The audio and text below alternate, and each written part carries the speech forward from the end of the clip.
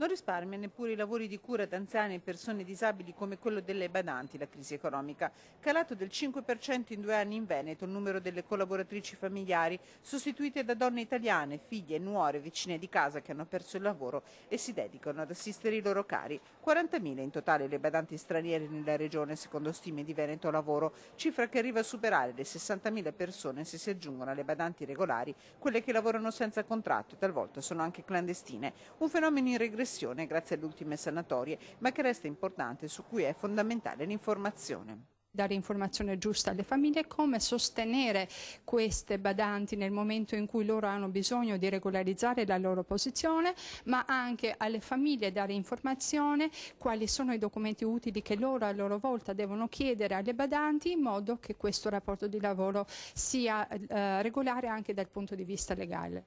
Tra i 40 e i 50 anni, donna proveniente da Romania, Ucraina e Moldavi, figlia e il marito, spesso separato e molte volte con problemi di alcolismo in patria. Questo è l'identikit del variegato mondo delle assistenti familiari straniere, donne che lavorano duramente per accumulare denaro da inviare a casa e garantire ai figli, da cui vivono separate per mesi e talvolta anni, una vita dignitosa. Se la crisi colpisce anche questo settore, è altrettanto vero che la scarsità di denaro e investimenti pubblici lo incentiva. Dedicata a questo lavoro di cura, da Padova parte la prima rivista italiana della badante, un bimestrale distribuito gratuitamente in ospedali e centri per anziani.